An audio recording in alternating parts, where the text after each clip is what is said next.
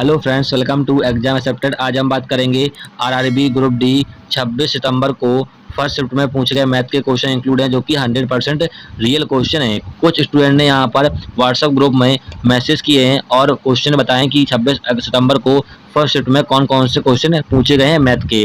पहला question screen पर लगा हुआ है, जिसने एग्जाम दिया हुआ उसको पता होगा। और एक बात, यदि आप लोगों को हमसे मैथ पढ़ना है तो 9 अक्टूबर से परसेंटेज चलेगा 3 दिन तक। 3 दिन में आपका खत्म हो जाएगा, यानी 3 वीडियो में आपका परसेंटेज खत्म हो जाएगा, जो कि आपके पुलिस, रेलवे, एसएससी, बैंक में काम आने वाला है। और एक भी क्वेश्चन बाहर नहीं होगा, आपका कोई भी एग्जाम ले लेना परसेंटेज से। सारे टाइप्स आपको कराएंगे शॉर्ट ट्रिक से, ठीक है। लॉन्ग मेथड नहीं होगा, शॉर्ट ट्रिक होगी, ठीक है। चलिए देखते हैं आज क्वेश्चन कौन कौन से पूछेगा 26 सितंबर को।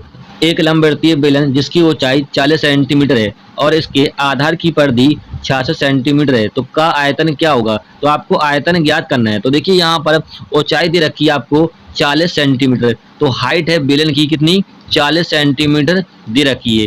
फिर यहाँ पर कह रहा है इसके आधार की परिधि जो है वो कितनी दे रखी है, 66 सेंटीमीटर। तो देखिए बेलन का आधार क्या होता है, बेलन यहाँ पे बना लेते हैं समझाने के लिए। ये बनाया मैंने बेलन, ठीक है। तो यहाँ पर कह रहा है कि बेलन का आधार, तो बेलन का आधार जो यहाँ पर वृत्त बना हुआ है ये होगा आपका आधार, ठीक है। तो यहाँ पर क्या है, वृत्त है, तो वृत्त की परिधि क्या होती है, वृत्त की परिधि होती है 2πr, और ये दे रखा है आपको कितना, 66 सेंटीमीटर। क्लियर है, समझाने के लिए यहाँ पे बेलन बनाना पड़ा। तो देखिए इसको हम काटेंगे 2 से, तो ये कटेगा आपका 33 बार। अब पाई का मान पुट करेंगे, पाई का मान कितना होता है, 22/7 होता है। और यहाँ पर आर त्रिज्या है, तो हम 11 से काटोगे यहाँ पर। तो देखिए 11 दूनी 22 और 11 तिया 33, 7 यहाँ पर चला जाएगा, तो आर बराबर क्या हो जाएगा आपका 21/2। 2 यहाँ पर चला जाएगा आपका, तो 2 नीचे आ जाएगा आपका, ये आ गया आपका त्रिज्या निकल के आ गई, ठीक है। तो यहाँ से हम ज्ञात कर पाएंगे आयतन। तो बेलन का आयतन क्या होता है, बेलन का आयतन होता है पाई आर स्क्वायर एच, यही तो होता है। तो यहाँ पर हम पाई का मान पुट करेंगे, पाई का मान होता है 22/7, त्रिज्या निकल के आई हमारी 21/2। तो यहाँ पर स्क्वायर है तो इसको 2 बार लिखेंगे इस प्रकार से, 21/2। ऊंचाई कितनी है, ऊंचाई दे रखी है हमें 40 सेंटीमीटर। तो चलिए यहाँ से काटते हैं, 7 तिया 21, और यहाँ से काटोगे तो ये 10 बार कट जाएगा। गुणा करोगे तो ये जब 3 गुणा करोगे यहाँ पर 22 में कितना हो जाएगा, 66 गुणित 210, ठीक है। तो चलिए इसका मल्टीप्लाई कर लेते हैं, यहाँ पर लिखते हैं 0, 66 एकम 66, 6 132, 32 6 138, तो 13,860 क्या होगा, सेंटीमीटर क्यूब। ये होगा बेलन का आयतन, ठीक है। ये आपका करेक्ट आंसर हो जाएगा। अगला क्वेश्चन देखते हैं। शंकर समाधि जमा में 12,000 रुपए निवेश करता है। यदि वह 6 महीने के लिए चक्रवृद्धि ब्याज की 20% वार्षिक दर पर निवेश करता है और त्रैमासिक रूप से संयोजित है, तो परिपक्व होने पर उसे कितनी राशि प्राप्त होगी। तो आपको अमाउंट ज्ञात करना है, मिश्रधन ज्ञात करना है। तो देखिए यहाँ पर प्रिंसिपल दे रखा है आपको कितना, मूलधन 12,000 दे रखा है यहाँ पर, ठीक है। फिर यहाँ पर कह रहा है यदि वह 6 महीने, टाइम कितना दे रखा है आपको, 6 महीने का, मंथ का, और रेट परसेंट कितना है यहाँ पर, रेट परसेंट है 20। फिर आपसे कह रहा है कि त्रिमासिक, त्रिमासिक का मतलब होता है एक साल में कितने महीने होते हैं, 12 महीने होते हैं, ठीक है। त्रिमासिक का मतलब है 3-3 महीने के, 3-3 महीने के आपके 12 जो महीने 12 महीने होते हैं एक साल में। तो 3-3 महीने कितने पेयर बनेंगे, 4 पेयर बनेंगे, तभी तो बनेंगे 12 मंथ बनेंगे। तो यहाँ पर 4 पेयर बने। तो यहाँ पर जो टाइम दे रखा है हमें त्रिमासिक का है, त्रिमासिक की बात करें तो हम टाइम में जितना 6 महीने का है 4 से गुणा कर देंगे, तो कितना हो जाएगा 24 मंथ। कितने हो जाएंगे 24 मंथ, और 24 मंथ को लिख सकते हैं कितना, 2 वर्ष लिख सकते, नहीं लिख सकते, 24 मंथ को लिख सकते हैं। ऐसे ही यहाँ पर रेट परसेंट हमारा कितना है, 20 है। अब यहाँ पर जो हमारा त्रिमासिक है वो कितना है, 4 पेयर है, तो 4 से हम डिवाइड करेंगे, यहाँ से कितने बजेगा, 5। रेट परसेंट हमारा निकल के नया कितना आ गया, 5%, क्योंकि यहाँ पे त्रैमासिक कहा गया है। तो हमें ज्ञात करना है अमाउंट। तो फॉर्मूला सभी को पता ही होगा, फॉर्मूला क्या होता है, A=P1 + K R/100 और टाइम, ये होता है फॉर्मूला, सभी को मालूम होगा। देखिए मेरे पास और भी ट्रिक है, लेकिन यहाँ पर ये ट्रिक काम आएगी सिंपल तरीके से। तो देखिए यहाँ पर अमाउंट हमें ज्ञात करना है, प्रिंसिपल कितना है, 12,000 दे रखा है, ठीक है। 1 प्लस की त्रिज्या कितनी है, 5% है, ठीक है। टाइम कितना है, 2 वर्ष का निकाला हमने यहाँ पर। तो चलिए यहाँ पर 5 से काटेंगे तो ये 20वां कट जाएगा, और यहाँ पर एलसीएम ले लीजिएगा। तो ए बराबर कितना हो जाएगा यहाँ पर, 12,000 और यहाँ पर एलसीएम लोगे तो 21/20 बचेगा, और यहाँ पर पावर कितनी है, 2 साल का है तो 2 हो जाएगी पावर। तो चलिए यहाँ पर सॉल्व करोगे इसको तो एज इक्वल टू कितना हो जाएगा, 12,021 का होल स्क्वायर कितना होता है, 441 होता है, और यहाँ पर हो जाएगा 400 यानी 400। काटोगे 2 बिंदी से 2 बिंदी कट जाएंगे, और यहाँ से काटोगे 3 बार कट जाएगा। गुणा कर दोगे यहाँ पर 30 का 441 में, तो अमाउंट कितना होगा, 0 3 4 3 12, एक हाथ से 12 एक 13, तो अमाउंट होगा 13,230 रुपए। ये आपका करेक्ट आंसर हो जाएगा। क्लियर है। अगला क्वेश्चन देखते हैं। रमेश 10 किलोमीटर प्रति घंटा की गति से चल रहा है और है प्रत्येक किलोमीटर के बाद 5 मिनट का आराम करता है। रमेश द्वारा 5 किलोमीटर की दूरी तय करने में लिया गया समय ज्ञात करना है, आपको टाइम ज्ञात करना है। तो फॉर्मूला मैंने कई बार बताया, फॉर्मूला क्या होता है, D equal to ST। D यहाँ पर डिस्टेंस है, S यहाँ पर स्पीड, T यहाँ पर टाइम है। तो यहाँ पर क्या है कि डिस्टेंस कितना है, 5 किलोमीटर का दे रखा है, ठीक है, और यहाँ पर स्पीड कितना है, 10 है। तो यहाँ से हम टाइम निकाल पाएंगे, 10 इधर आ जाएगा, तो देखिए हो जाएगा 5/10 इक्वल टू टाइम। काट दोगे तो कितना होगा, T इक्वल टू हो जाएगा आपका 1/2। ये किसमें, घंटे में, हमें टाइम में कन्वर्ट करना है, तो यहाँ से 60 से मल्टीप्लाई कर देंगे, तो यहाँ से काटोगे 30 मिनट हमारा क्या आ गया, टाइम आ गया। लेकिन यहाँ पर अभी आंसर नहीं आया, क्योंकि यहाँ पर क्या प्रत्येक किलोमीटर पर 5 मिनट के लिए आराम करता है। तो हमने चला कितना है दूरी, 5 किलोमीटर चला, ठीक है, प्रत्येक किलोमीटर पे 5 मिनट रुकता है। तो देखिए हम 5 में से जो 5 किलोमीटर चला है इसमें से घटाएंगे। क्यों घटाएंगे, 4 किलोमीटर क्यों घटाएंगे, क्योंकि जब वह 5वें किलोमीटर जा रहा होता है तो वह जहां भी जा रहा होगा वहां तो पहुंच ही जाएगा, तो आराम क्यों करेगा, फिर आराम नहीं करेगा वो, क्योंकि उसे जाना था वहां पहुंच गया, अब वो आराम नहीं करेगा, ठीक है। तो हम 4 किलोमीटर में 5 का गुणा करेंगे, क्यों करेंगे, क्योंकि 5 मिनट के लिए आराम कर रहा है। तो यहाँ से निकलेंगे हमारे कितने, 20 मिनट, कितने निकलेंगे, 20 मिनट निकलेंगे, और हमारा पहला 30 मिनट, तो इसमें 30 मिनट में 20 मिनट जोड़ देंगे, कितना हो जाएगा, 50 मिनट। तो 50 मिनट आपका टोटल टाइम होगा दूरी तय करने में 5, क्योंकि वह 5-5 मिनट रुका था। ये आपका करेक्ट आंसर हो जाएगा। क्लियर है। अगला क्वेश्चन देखते हैं। दो संख्याओं का गुणनफल 3528 है और उनका लघुत्तम समावर्तक जिसे बोलते हैं लासा कितना है, 98 है। तो आपको समावर्तक मतलब महत्तम समावर्तक ज्ञात करना है, एचसीएफ ज्ञात करना है, मासा। तो देखिए आपने एक फॉर्मूला पढ़ा होगा 1 2 यानी दो संख्याओं का मल्टीप्लाई बराबर एलसीएम मल्टीप्लाई एचसीएफ, ठीक है। एलसीएम मतलब लासा गुणित मासा।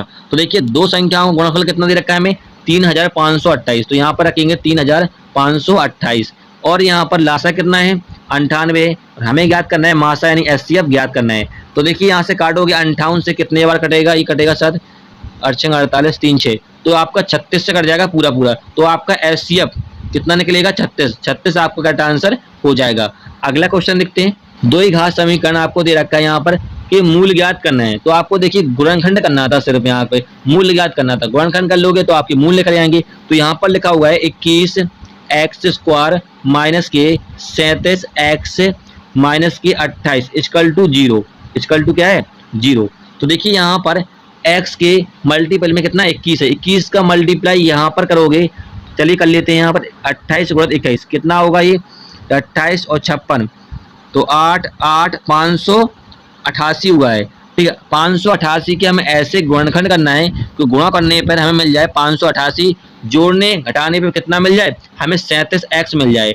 तो देखिए यहाँ पर करेंगे हम 49 12 गुणा 12 हो जाएगा 37 8 8, हाँ हो जाएगा। तो देखिए यहाँ पर हमें 49 और 12 दो संख्या ऐसी मिल गई, गुणा करने पे 88 मिल जाएगा और हमें घटाने पर कितना मिल जाएगा 37x मिल जाएगा। तो देखिए यहाँ पर हो जाएगा 21x² माइनस के, यहाँ पर 49 रखेंगे माइनस के, क्योंकि हमें माइनस के में ज्ञात करना है। यहाँ पर x और 12 को रखेंगे प्लस में, इक्वल टू माइनस के 28 बराबर 0। तो चलिए इसको और सॉल्व करते हैं। तो यहाँ से हम देखिए 7x कॉमन ले लेंगे, तो यहाँ पर क्या बचेगा आपका 3x माइनस की, यहाँ पर क्या बचेगा 7 बचेगा। और यहाँ पर हम क्या कॉमन ले लें कि यहाँ पर 3x, तो यहाँ पर प्लस के हम 4 कॉमन ले लें, तो यहाँ पर बचेगा 3x माइनस के 7 बराबर 0।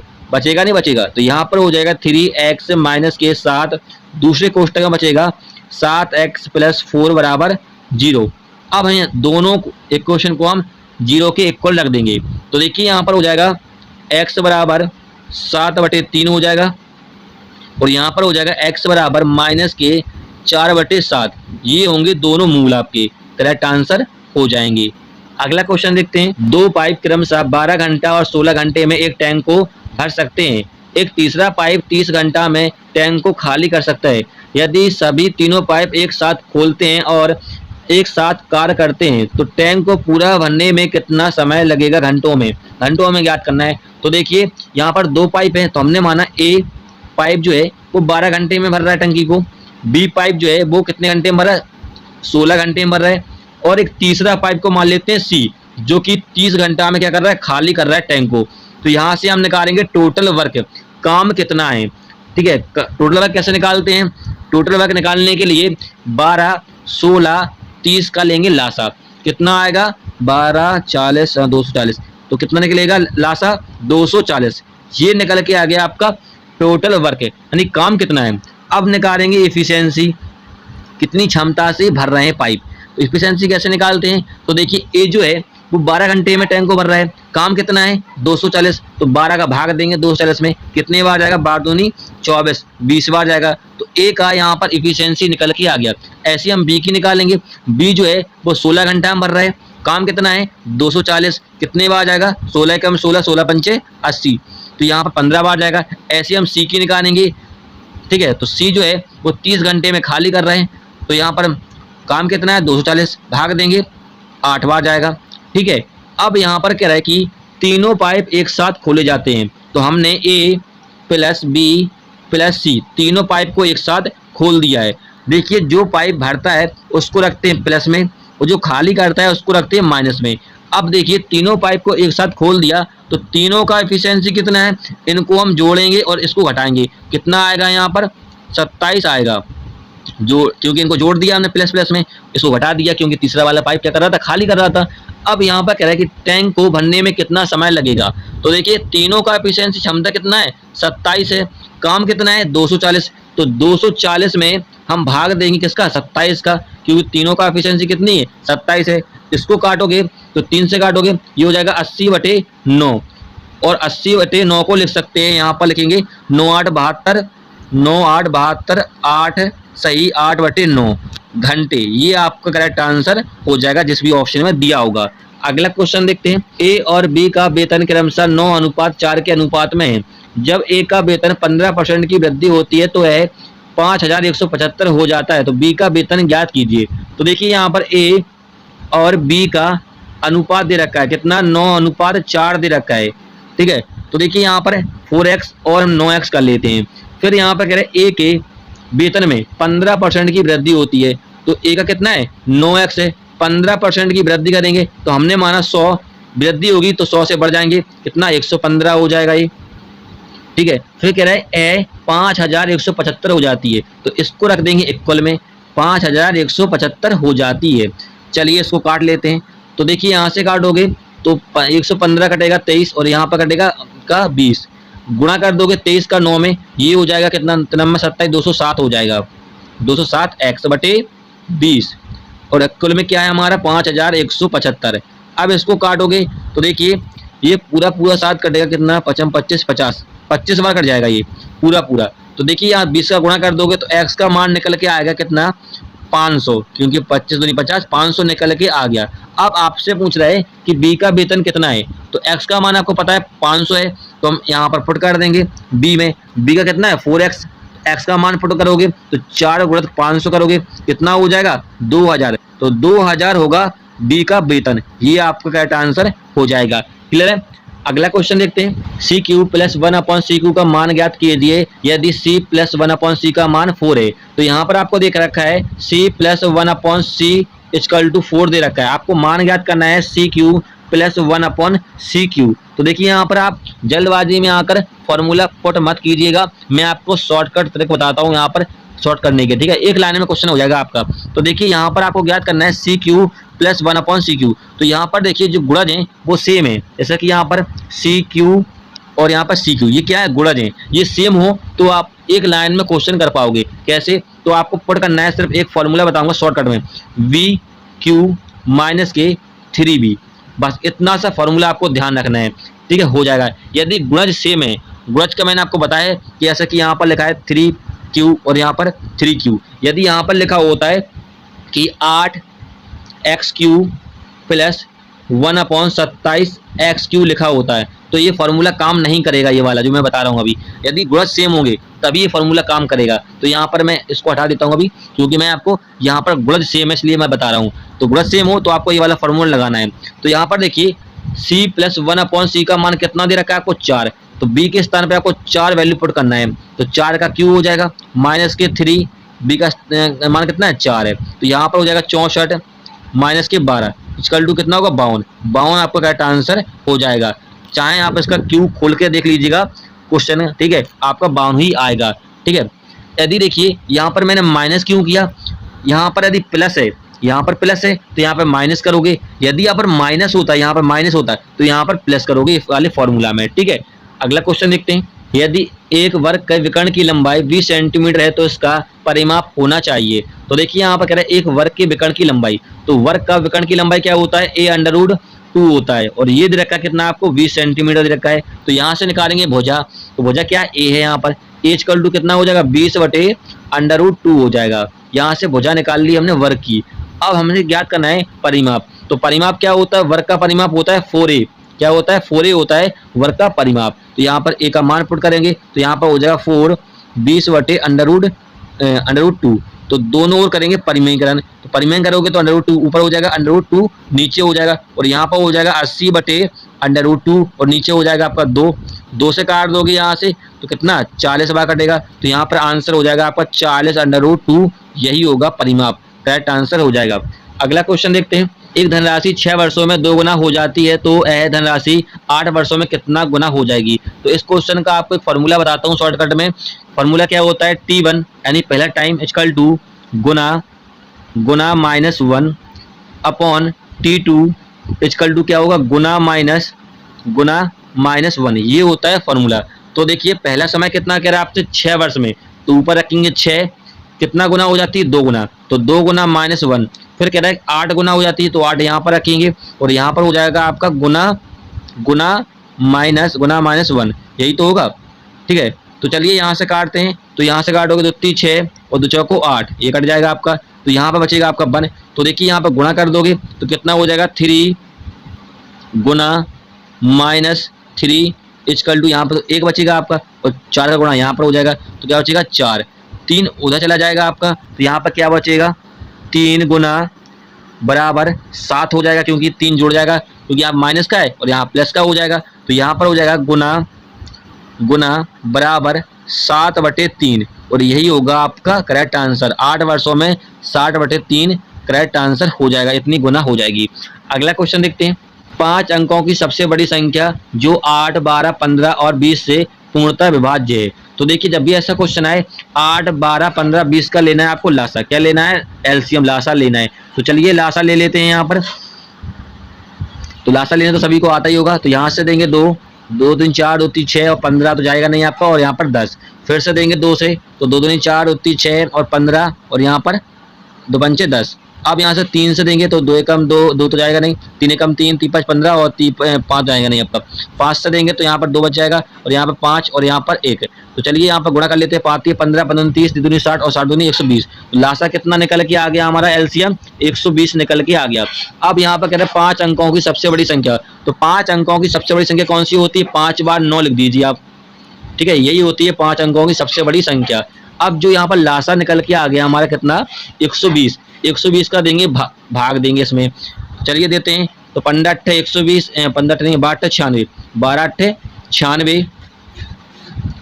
तो यहाँ पर 3 9, एक बार 9 उतारेंगे, कितने बार जाएगा 12 36, 12 36। तो यहाँ पर फिर से 3 और 9 और एक बार फिर से 9 उतारेंगे, और 12 36 फिर से 3 बार जाएगा। तो यहाँ पर क्या बचेगा 360। अब यहाँ पर जो रिमाइंडर आया कितना 3 और 9। अब जो शेषफल आया है हमारा कितना 39 आया रिमाइंडर शेषफल। ठीक है, इसको ही क्या करेंगे, जो सबसे बड़ी संख्या है 5 अंकों की जो कि यहाँ पर लिखी हुई है, इसमें ही से हम 39 को घटा देंगे। जो यहाँ पर रिमाइंडर आया शेषफल आया है, तो शेषफल कितना है 39 है। चलिए घटा लेते हैं। तो 0 6 9 9 और 9, ये होगा 99 100 960, ये हो जाएगा करेक्ट आंसर आपका। क्लियर है। अगला क्वेश्चन देखते हैं, मिश्रण ए और बी को किस अनुपात में मिलाना जाना चाहिए जिससे मिश्रण में 90% दूध प्राप्त हो। यदि मिश्रण ए में 40% जल है और मिश्रण बी में 95% दूध है। ठीक है, तो देखिए आपको ज्ञात करना है किस अनुपात में मिलाना जाना चाहिए। तो देखिए यहाँ पर क्या है कि ए में कितना है, 40% जल है। ए में 40% क्या है, जल है, क्या है, जल है। फिर कह रहा है बी में कितना, 95% क्या है, दूध है। और हमें ज्ञात करना है कि जिसमें मिश्रण में 90% दूध प्राप्त हो, तो हमें ज्ञात करना है दूध प्राप्त हो। तो देखिए यहाँ पर ए में 40% जल है तो 60% क्या होगा, आपका दूध होगा। क्या होगा, दूध होगा 60%। ठीक है, ये क्या है, दूध है। और यहाँ बी में कितना है, दूध 95% है।